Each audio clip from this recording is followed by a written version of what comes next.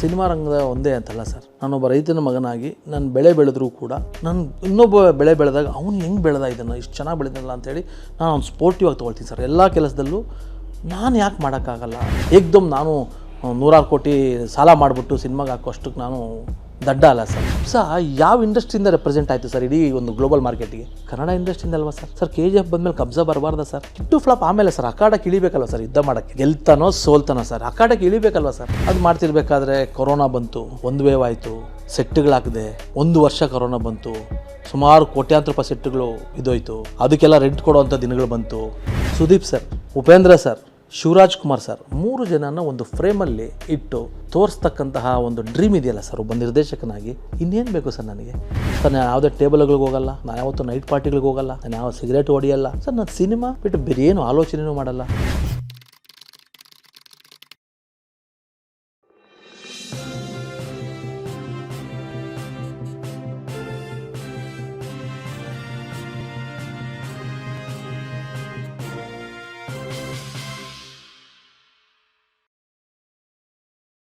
ನಿಮಗೆ ಈ ಸಿನಿಮಾದ ಪ್ರೊಡಕ್ಷನಲ್ಲಿ ನಿಮ್ಮ ನಿಮ್ಮ ನಿಮ್ಮ ಆ ನಡೆದು ಬಂದ ದಾರಿ ಹೇಗೆ 4 ವರ್ಷದ?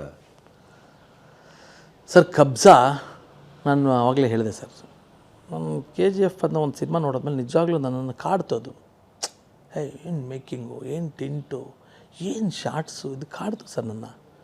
ಸರ್ ನಾನು ಸಿನಿಮಾ ರಂಗದ ಒಂದೇ ಅಂತಲ್ಲ ಸರ್, ನಾನೊಬ್ಬ ರೈತನ ಮಗನಾಗಿ ನಾನು ಬೆಳೆ ಬೆಳೆದ್ರೂ ಕೂಡ ನಾನು ಇನ್ನೊಬ್ಬ ಬೆಳೆ ಬೆಳೆದಾಗ ಅವ್ನು ಹೆಂಗೆ ಬೆಳೆದ ಇದನ್ನು ಇಷ್ಟು ಚೆನ್ನಾಗಿ ಬೆಳೆದಲ್ಲ ಅಂತೇಳಿ ನಾನು ಅವ್ನು ಸ್ಪೋರ್ಟಿವ್ ಆಗಿ ತೊಗೊಳ್ತೀನಿ ಸರ್. ಎಲ್ಲ ಕೆಲಸದಲ್ಲೂ ನಾನು ಯಾಕೆ ಮಾಡೋಕ್ಕಾಗಲ್ಲ, ನಾನು ಯಾಕೆ ಮಾಡಬಾರ್ದು, ಈ ಥರ ಸ್ಪೋರ್ಟಿವ್ ಆಗಿ ತೊಗೊಂಡು ಕೆಲಸ ಮಾಡೋವಂಥ ವ್ಯಕ್ತಿ ಸರ್ ನಾನು. ಸೊ ಎಲ್ಲೋ ಒಂದು ಕಡೆ ನನಗೆ ಕಬ್ಜಾ ಇದು KGF ಬಂದು ಒಂದು ಇನ್ಸ್ಪೈರ್ ಆಯಿತು ಸರ್, ಮಾಡು ನೀನು ಮಾಡಬೇಕು ಇದನ್ನು ಹಂಗಂತ ಡೈರೆಕ್ಟಾಗಿ ಮಾಡೋಕ್ಕೆ ಹೋಗಿಲ್ಲ ಸರ್. ಸ್ಟ್ರೈಟಾಗಿ ನಾನು ಮುಂಬೈಗೆ ಹೋದೆ, ಒಂದಷ್ಟು ಕೂತ್ಕೊಂಡೆ, ಒಂದಷ್ಟು ಕಂಪನಿಗಳಿಗೆ ಹೋದೆ ಸರ್. KGF ಎಷ್ಟು ಬಿಸ್ನೆಸ್ ಆಗಿದೆ, ಏನು ಕಾರಣಕ್ಕಾಯಿತು, ಏನೆಲ್ಲ ಕಾರಣಕ್ಕಾಯಿತು, ಇವೆಲ್ಲ ಒಂದು 3 ತಿಂಗಳು ಸ್ಟಡಿ ಮಾಡ್ಕೊಂಬಂದೆ ಸರ್. ಏಕ್ದಮ್ ನಾನು 100 ಕೋಟಿ ಸಾಲ ಮಾಡಿಬಿಟ್ಟು ಸಿನಿಮಾಗೆ ಹಾಕೋಷ್ಟಕ್ಕೆ ನಾನು ದಡ್ಡ ಅಲ್ಲ ಸರ್. ಆವಾಗ ನನಗೆ ಗೊತ್ತಾಗಿದ್ದೇನೆಂದರೆ, ಒಂದು ಇಂಟರ್ನ್ಯಾಷನಲ್ ಮೇಕಿಂಗ್ ಇದ್ದರೆ ಅದು ಪ್ಯಾನ್ ಇಂಡಿಯಾ ಸಿನಿಮಾ ಆಗುತ್ತೆ. ಒಂದು PAN India cinema, good visuals, good ಕತೆ ಇವೆಲ್ಲ ಇದ್ದಾಗ ಖಂಡಿತವಾಗ್ಲೂ ಮಾರ್ಕೆಟ್ ಇಷ್ಟು ವೈಡ್ ಆಗಿರುತ್ತೆ, ಗ್ಲೋಬಲ್ ಆಗಿರುತ್ತೆ ಅಂತ ಅನ್ನಿಸ್ತು ಸರ್. ಅನ್ನಿಸಿದ ತಕ್ಷಣ ಬಂದು ನಾನು ಒಂದು ಟೀಮ್ ಕಟ್ಕೊಂಡು ಈ ಎಫರ್ಟ್ ಹಾಕಿ ಕತೆ ಬರೆದು ಅದನ್ನು ಎವ್ರಿ ಸ್ಟೇಜಲ್ಲಿ, ಪ್ರತಿ ಸ್ಟೇಜಲ್ಲೂ ಕೂಡ ಸರ್ ಕೂತ್ಕೊಂಡು ತುಂಬ ಹೋಮ್ವರ್ಕ್ ಮಾಡಿದ್ದೀನಿ ಸರ್, ತುಂಬಾ ಹೋಮ್ವರ್ಕ್ ಮಾಡಿದ್ದೀನಿ ಸರ್. ಕಬ್ಜಾ ಸುಮ್ಮನೆ ಹುಟ್ಟಿದ್ದಲ್ಲ ಸರ್. ಅದಾದಮೇಲೆ ಸರ್ ನಾನು ಸಂಪಾದನೆ ಮಾಡಿಕೊಂಡು ಒಳ್ಳೆ ಸ್ನೇಹಿತರು ಸರ್. ಇವತ್ತುವರೆಗೂ ನಾನು ತಾಜ್ ಮಹಲಿಂದ ಹಿಡಿದು ಸರ್ ಕಬ್ಜಾವರೆಗೂ ನನ್ನ ಜೊತೆ ಯಾರಿದ್ದಾರೆ, ನನಗೆ ಯಾರ್ಯಾರು ಇನ್ವೆಸ್ಟ್ ಮಾಡಿದ್ದಾರೆ, ಎಲ್ಲರೂ ನನ್ನ ಅದೇ ಚಂದ್ರು ಅಂತ ನೋಡ್ತಾರೆ, ಅದಕ್ಕಿಂತ ಮೇಲೆ ನೋಡ್ತಾರೆ ಸರ್. ನಮ್ಮ ಚಂದ್ರು ಬೆಳಿಬೇಕು ಅಂತ ನೋಡ್ತಾರೆ. ನನ್ನ ಹತ್ರ ಯಾರ್ಯಾರು ಬಂದೋಗಿದ್ದಾರೆ ಸ್ನೇಹಗಳಿದೆಯಲ್ಲ ಸರ್, ನನ್ನ ಫ್ರೆಂಡ್ಸಿಗೆ ನನ್ನ ನನ್ನ ಜೊತೆ ಸ್ನೇಹ ಆಗಿರೋದು 25 ವರ್ಷ, 30 ವರ್ಷ, 40 ವರ್ಷ ನನ್ನ ಸ್ನೇಹಿತರ ಏಜ್ ನೋಡಿದಾಗ ಸರ್ ನನಗನ್ಸುತ್ತೆ ಎಲ್ಲರೂ ಇನ್ನೂ ಇಟ್ಕೊಂಡಿದ್ದೀನಲ್ವಾ, ನನ್ನ ಕ್ಯಾರೆಕ್ಟರ್ ಬಗ್ಗೆ ನನಗೆ ಖುಷಿ ಅನಿಸುತ್ತೆ. ಇದು ನನ್ನ ಕ್ಯಾರೆಕ್ಟ್ರು. ಈ ಥರ ಸ್ನೇಹಿತರುಗಳನ್ನೆಲ್ಲ ಇಟ್ಕೊಂಡು ನನಗೆ ನಾನೇ ನಂದು ಈ ಥರದೊಂದು ದೊಡ್ಡ ಡ್ರೀಮ್ ಇದೆ, ಏನು ಮಾಡೋಣ ಅಂತಂದಾಗ ಎಲ್ಲರೂ ನಾನಿದ್ದೀನಿ ಅಂತೇಳಿ. ನಾನು ದೊಡ್ಡ ಶ್ರೀಮಂತ ಅಲ್ಲ ಸರ್, ನಾನು ಅಗರ್ಭ ಶ್ರೀಮಂತ, ನಮ್ಮ ಮನೇಲಿ ಏನೋ ದುಡ್ಡಿದೆ ಅಥವಾ ನಾನು ಏನೋ ಹಂಗಂತ ನಾನು ಬೆಳಿಬೇಕು, ನಾನು ಆ ಥರದೊಂದು ಸಿನಿಮಾ ಮಾಡಬೇಕು ಅಂತ ಏನು ಮಾಡಬೇಕು ಸರ್? ನನಗೆ ಬೇಕೇ ಬೇಕು. ನಾನು ಬೆಳಿಬೇಕು ಅಂತಂದಾಗ ಮಾಡಬೇಕು ಅಂತ ಹೊರಟಾಗ ಸರ್ ದೇವ್ರ ದಾರಿ ತೋರಿಸ್ತಾನೆ. ನನಗೆ ಒಂದು ಇನ್ಸ್ಪಿರೇಷನ್ ಕತೆ ಸರ್, ನಮ್ಮ ಮಂಜುನಾಥ್ ಹೆಗಡೆ ಅವರು ಹೇಳೋರು. ನಾನು ಎಲ್ಲದಕ್ಕೂ ಯಾಕೆ ಮುಂದಕ್ಕೆ ನುಗ್ತೀನಿ ಅಂದರೆ, ಉಡುಪಿಯಲ್ಲಿ ನಮ್ಮ ಇಸ್ಕಾನ್ ಫೌಂಡರ್ ಯಾರು ಸರ್, ಅವರು ಇಸ್ಕಾನ್ ಫೌಂಡರು ಉಡುಪಿಯಲ್ಲಿ ವಾಕಿಂಗ್ ಮಾಡೋರಂತೆ ಸರ್, ಸಮುದ್ರ ತೀರದಲ್ಲಿ ವಾಕಿಂಗ್ ಮಾಡ್ತಿರೋರಂತೆ. ನಮ್ಮ ಹೆಗಡೆ ಅವರು ಹೇಳೋರು, ಏನಿಲ್ಲ ಅವ್ರ ಹತ್ರ, ಅವ್ರಿಗೆ ಶ್ರೀಕೃಷ್ಣನ ದೇವಸ್ಥಾನ ಕಟ್ಟಬೇಕು, ನಾನು ಶ್ರೀಕೃಷ್ಣನ ದೇವಸ್ಥಾನ ಕಟ್ಟಬೇಕು ಅಂತ ಭಾಳ ಆಸೆ. ಅವ್ರ ಹತ್ರ ಅವ್ರಿಗೆ ಊಟಕ್ಕಿಲ್ಲ, ಪೂಜೆ ಮಾಡೋದು, ಡೈಲಿ ವಾಕಿಂಗ್ ಮಾಡೋ ಯಾರು ಸಿಕ್ಕಿದ್ರೆ ಏನು ಮಾಡ್ತಿದ್ರಿ ಅಂದರೆ, ಅದೇ ಶ್ರೀಕೃಷ್ಣನ ದೇವಸ್ಥಾನ ಕಟ್ಟಬೇಕು ಅನ್ನೋದು. ಇದೇ ರೀತಿ 7-8 ವರ್ಷಗಳು ಏನು ಮಾಡ್ತಿದ್ದೀರಿ, ಶ್ರೀಕೃಷ್ಣನ ದೇವಸ್ಥಾನ ಕಟ್ಟಬೇಕು ಅಂತ ಜಸ್ಟ್ ಹೇಳ್ಕೊಂಡು ತಿರುಗ್ತಿರೋರಂತೆ. ಒಂದಿನ ನಿಮ್ಮ ಥರದ ಒಬ್ಬ ವ್ಯಕ್ತಿಗೆ ಆಶ್ಚರ್ಯ ಆಯ್ತಂತೆ, ಬನ್ನಿರಿ ಇಲ್ಲಿ ಕೂತ್ಕೊಳ್ಳಿ, ಏನು ಯಾವಾಗ ನೋಡಿದ್ರು ಶ್ರೀಕೃಷ್ಣನ ದೇವಸ್ಥಾನ ಕಟ್ಟಬೇಕು ಅಂತೀರಾ, ನೀವೇನು ಮಾಡ್ತಿದ್ದೀರಾ ಅಂದರೆ, ನಾನೇನು ಮಾಡ್ತಿಲ್ಲ, ನಾನು ಶ್ರೀಕೃಷ್ಣನ ದೇವಸ್ಥಾನ ಕಟ್ಟಬೇಕು ಅಂತಿದ್ದೀನಿ ಅಂದ್ರೆ. ಸರಿ 7 ವರ್ಷದಿಂದ ಇದನ್ನೇ ಹೇಳ್ತಿದ್ದೀರಾ, ಶ್ರೀಕೃಷ್ಣನ ದೇವಸ್ಥಾನ ಕಟ್ಟಬೇಕು ಅಂತಿದ್ದೀರಿ, ನೀವೇನು ಮಾಡ್ತಿದ್ದೀರಿ? ನಾನೇನು ಮಾಡ್ತೀನಿ, ಶ್ರೀಕೃಷ್ಣನ ದೇವಸ್ಥಾನ ಕಟ್ಟಬೇಕು ಅಂತಿದ್ದೀನಿ. ಕಟ್ಟೋರು ಯಾರು? ರೀ ನಾನು ಕಟ್ಟಬೇಕು ಅಂತಿದ್ದೀನಿ, ಅವನು ಕಟ್ಟಿಸ್ಕೊಳ್ತಾನೆ ಅಷ್ಟೇ, ನಾನು ಅಂದ್ಕೊಂಡಿರೋದೇ ಗ್ರೇಟ್ ಅಲ್ವಾ, ಮಿಕ್ಕಿದ್ದು ಅವ್ನು ನೋಡ್ಕೊಳ್ತಾನೆ, ಕೃಷ್ಣ ಕಟ್ಟಿಸ್ಕೊಳ್ತಾನೆ ಅಂದ್ರಂತೆ ಸರ್. ಸೊ ಇದು ನನಗೆ ಯಾವಾಗಲೂ ಇನ್ಸ್ಪೈರ್ ಆಯಿತು ಸರ್. ಏನಕ್ಕೆ ಅಂತಂದರೆ ಫಸ್ಟ್ ನಾವು ಅಂದ್ಕೊಳ್ಬೇಕು ಸರ್. ನಾನು ಒಂದು ದೊಡ್ಡ ಸಿನಿಮಾ ಮಾಡಬೇಕು ಅಂತ ನಾನು ಅಂದ್ಕೊಳ್ಳೋದೇ ಹೋದರೆ ಅದು ಹೇಗಾಗುತ್ತೆ. ಹೀಗೆ ಹುಟ್ಟಿದ ಸಿನಿಮಾನೇ ಕಬ್ಜಾ ಸರ್. ಹಿಂಗೊಂದು ಟೀಮ್ನೆಲ್ಲ ಸೇರಿಸ್ಕೊಂಡು ಪ್ಲ್ಯಾನ್ ಮಾಡಿಕೊಂಡು ನನಗೆ ಈ ಥರ ಬೇಕಾಗುತ್ತೆ ಇನ್ವೆಸ್ಟ್ಮೆಂಟು, ಅದು ಏನಿದೆಯೋ ಈ ಥರ ಕೊಡ್ತೀನಿ ಅಂತೆಲ್ಲ ಹೇಳಿ ಒಂದು ಸ್ಟಾರ್ಟ್ ಮಾಡಿದೆ ಸರ್. ಸ್ಟಾರ್ಟ್ ಮಾಡಿದಾಗ ಚಂದ್ರು ಒಂದು 100 ಕೋಟಿ ಸಿನಿಮಾ ಹಾಕಿ ಮಾಡ್ತಾನೆ ಅಂತಂದಾಗ ಅದನ್ನು ಪ್ರೆಸೆಂಟ್ ಮಾಡಬೇಕಲ್ವ ಸರ್. MTB ಅವ್ರ ಹತ್ರ ಹೋದೆ ಸರ್. MTB ಅವರು, HM ರೇವಣ್ಣವರು ಇವರೆಲ್ಲ ತುಂಬ ನಾನು ಒಳ್ಳೆ ಸಂಬಂಧ ಇಟ್ಕೊಂಡಿದ್ದೀನಿ ಸರ್ ಎಲ್ಲರ ಹತ್ರ, ದೊಡ್ಡವ್ರ ಹತ್ರ. ನಿಮ್ಮ ಹಣ ಬೇಡ, ನನಗೆ ನಿಮ್ಮ ಬ್ಲೆಸ್ಸಿಂಗ್ಸ್ ಬೇಕು. ಅವ್ರು ಯಾವಾಗಲೂ ನನಗೆ ನೀವು ಒಂದು 2 ಮಾತು ಹೇಳಿ ಏನಾದರೂ ಇಷ್ಟು ಎತ್ತರಕ್ಕೆ ಬೆಳೆದಿರಂತ ನನಗೆ ಹೇಳೋರು ಸರ್. ಸತ್ಯವಾಗಿ ನಡಿ, ಕೆಲಸ ಮಾಡೋದು ನಿಲ್ಲಿಸ್ಬೇಡ. 2 ಮಾತು ಹೇಳೋರು MTB ಅವರು. ಕೆಲಸ ಮಾಡ್ತಾಯಿದ್ದೀನಿ, ಸತ್ಯವಾಗಿದ್ದೀನಿ, ನಿಮ್ಮ ಪ್ರೆಸೆಂಟ್ಸ್ ಒಂದು ಕೊಡ್ತೀರಾ ನನಗೆ, ನಿಮ್ಮ ಹಣ ಬೇಡ ಅಂತ ಇಷ್ಟೇ ಕೇಳಿದ್ದು ಸರ್. ಅವರು ನೋಡ್ತಿರ್ತಾರೆ ಇಂಟರ್ವ್ಯೂನ, ಇಷ್ಟೇ ಅವ್ರ ಇನ್ವೆಸ್ಟ್ಮೆಂಟು. MTB ನಾಗರಾಜ್ ಪ್ರೆಸೆಂಟ್ಸ್ ಅಂತ ಹಾಕಿ ನನ್ನದೇ ಹಣ ಅಂದರೆ ನನ್ನೆಲ್ಲ ಕ್ರೋಢೀಕರಿಸಿದ ಹಣದಲ್ಲಿ ಒಂದು ದೊಡ್ಡ ಪ್ರಯತ್ನ ಪಟ್ಟೆ ಸರ್. ಹಾನೆಸ್ಟಿಯಾಗಿ, ಟ್ರೂತ್ಫುಲ್ಲಾಗಿ ನಾನು ಮಾಡಬೇಕು ಸರ್. ಕಬ್ಜಾ ಯಾವ ಇಂಡಸ್ಟ್ರಿಯಿಂದ ರೆಪ್ರೆಸೆಂಟ್ ಆಯಿತು ಸರ್ ಇಡೀ ಒಂದು ಗ್ಲೋಬಲ್ ಮಾರ್ಕೆಟಿಗೆ? ಕನ್ನಡ ಇಂಡಸ್ಟ್ರಿಯಿಂದ ಅಲ್ವಾ ಸರ್. ಸರ್ KGF ಬಂದಮೇಲೆ ಕಬ್ಜಾ ಬರಬಾರ್ದ ಸರ್? ಹಿಟ್ಟು ಫ್ಲಾಪ್ ಆಮೇಲೆ ಸರ್ ಅಖಾಡಕ್ಕೆ ಇಳಿಬೇಕಲ್ವ ಸರ್, ಯುದ್ಧ ಮಾಡೋಕ್ಕೆ. ಗೆಲ್ತಾನೋ ಸೋಲ್ತಾನೋ ಸರ್, ಅಖಾಡಕ್ಕೆ ಇಳಿಬೇಕಲ್ವ ಸರ್. ಎಸ್ ಸರ್, ನಾನು ಯುದ್ಧ ಮಾಡ್ತೀನಿ ಅಂತ ಹೇಳಿದೆ. ಒಂದೊಂದು ಶಾಟು ಸರ್ ನೀವು ನಂಬಲ್ಲ, ಸ್ಕೆಚ್ ಹಾಕ್ಕೊಂಡು ಪ್ಲ್ಯಾನ್ ಮಾಡಿಕೊಂಡು ಲೈಟಿಂಗ್ ಹಿಂಗೆ ಇರಬೇಕು ಸರ್. ನಾನು ಯಾವ ಅದ್ಭುತವಾದ ಟೆಕ್ನಿಷಿಯನ್ಸ್ನೂ ಇಟ್ಕೊಂಡಿಲ್ಲ ಸರ್. ಇರೋ ಟೆಕ್ನಿಷಿಯನ್ಸ್ನ ರೆಡಿ ಮಾಡಿದೆ ಸರ್. ಹೊಸ ಹುಡುಗ ಏಜೆ, ನನಗೆ ಹಿಂಗಿರಬೇಕು, ಬಾ ಕೂತ್ಕೋ, ರಾತ್ರಿ ಹಗಲು ಕೂರಿಸ್ಕೊಳ್ತಿದ್ದೆ ಸರ್. ಆರ್ಟ್ ಡೈರೆಕ್ಟ್ರ್ ಮನೆಗೆ ಬೆಳಗಿನ ಜಾವ ಹೋದ್ರೆ 3 ಗಂಟೆಗೆ ಮನೆಗೆ ಬರ್ತಿದ್ದೆ. ಶಿವರೇ ನನಗೆ ಹಿಂಗಿರಬೇಕು ಶಾಟು, ಹೆಂಗಿರಬೇಕು, ಪೆನ್ಸಿಲ್ ಸ್ಕೆಚಸ್ ಹಾಕ್ಕೊಂಡು ಕೂರಿಸ್ಕೊಂಡು ಡೇ ಆ್ಯಂಡ್ ನೈಟು ಸರ್ ಕಷ್ಟಪಟ್ಟು, ಭಾಳ ಇಷ್ಟಪಟ್ಟು ನಾನು ಬೇರೆ ಲೆವೆಲ್ಗೆ ಹೋಗಬೇಕು, ನಾನು ಒಳ್ಳೆ ಸಿನಿಮಾ ಕೊಡಬೇಕು ಅಂತ ಎಫರ್ಟ್ ಹಾಕಿ ಸಿನಿಮಾ ಮಾಡಿದ್ದು ಕಬ್ಜಾ. ಅದು ಮಾಡ್ತಿರ್ಬೇಕಾದ್ರೆ ಕೊರೋನಾ ಬಂತು, ಒಂದು ವೇವ್ ಆಯಿತು, ಸೆಟ್ಟುಗಳಾಕಿದೆ. 1 ವರ್ಷ ಕೊರೋನಾ ಬಂತು, ಸುಮಾರು ಕೋಟ್ಯಾಂತರ ರೂಪಾಯಿ ಸೆಟ್ಟುಗಳು ಇದೋಯ್ತು. ಅದಕ್ಕೆಲ್ಲ ರೆಂಟ್ ಕೊಡುವಂಥ ದಿನಗಳು ಬಂತು.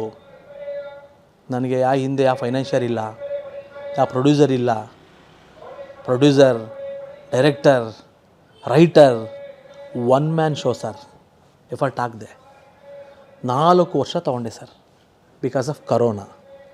ಬಡ್ಡಿ ಏರ್ತಾ ಇದೆ, ಸಿನಿಮಾ ಕಂಪ್ಲೀಟ್ ಆಗ್ತಾಯಿಲ್ಲ. ಏನಾದರೂ ಕೂಡ ಮೇಕಿಂಗ್ ಹಂಗೆ ಬರ್ತಾ ಇದೆಯಾ, ಮೇಕಿಂಗ್ ಚೆನ್ನಾಗಿ ಬರ್ತಿದೆಯಾ, ಎವ್ರಿ ಶಾಟ್ ಹೆಂಗೆ ಬರ್ತಿದೆ, ಎವ್ರಿ ಶಾಟ್ ಹೆಂಗೆ ಬರ್ತಿದೆ ನೋಡಿ ಇಷ್ಟಪಟ್ಟು ಸಿನಿಮಾ ಮಾಡಿ ಒಂದು ಶೋರೀಲ್ ತೊಗೊಂಡು ಮುಂಬೈಗೆ ಹೋದೆ ಸರ್.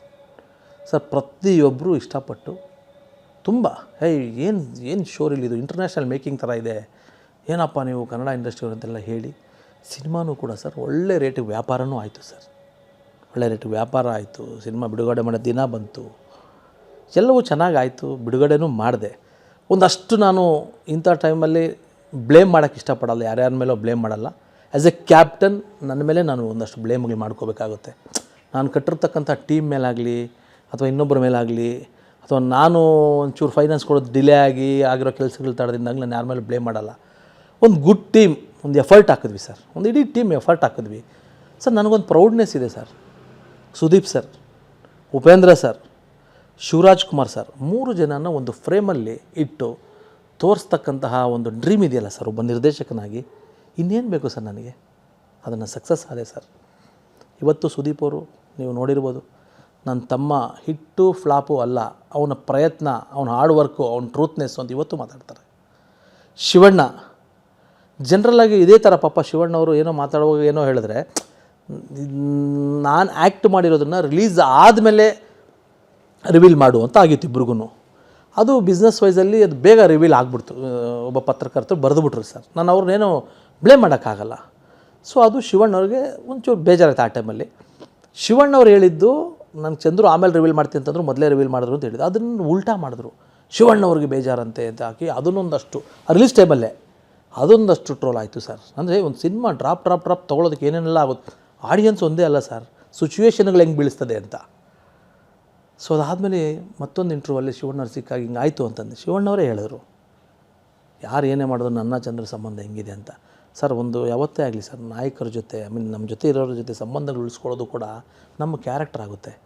ನಾನು ಯಾವತ್ತೂ ಸಂಬಂಧ ಗಳಿಸ್ಕೊಳ್ಳಲ್ಲ, ನಾನು ಯಾರತ್ತೂ ಜಗಳ ಆಡಲ್ಲ ಸರ್, ನಾನು ಯಾವುದೇ ಟೇಬಲ್ಗಳಿಗೆ ಹೋಗಲ್ಲ, ನಾನು ಯಾವತ್ತೂ ನೈಟ್ ಪಾರ್ಟಿಗಳಿಗೆ ಹೋಗಲ್ಲ, ನಾನು ಯಾವ ಸಿಗರೇಟ್ ಹೊಡಿಯಲ್ಲ ಸರ್. ನಾನು ಸಿನಿಮಾ ಬಿಟ್ಟು ಬೇರೆ ಏನು ಆಲೋಚನೆಯೂ ಮಾಡಲ್ಲ. ನನ್ನ ಮನೆ ಪಕ್ಕದ್ದೇ ಆಫೀಸು, ಇಲ್ಲಿಂದ ನಡ್ಕೊಂಡು ಹೋದರೆ ಆಫೀಸಲ್ಲಿ ಇರ್ತೀನಿ 7 ಗಂಟೆಗೆ, ರಾತ್ರಿ 10 ಆಗುತ್ತೋ 11 ಆಗುತ್ತೋ 12 ಆಗುತ್ತೋ ಮನೆಗೆ ಬರ್ತೀನಿ. ಸಿನಿಮಾ ಸಿನಿಮಾ ಸಿನಿಮಾ ಸಿನಿಮಾ ಅಂತ ಎಫರ್ಟ್ ಹಾಕೋದು ತಪ್ಪಾ ಸರ್?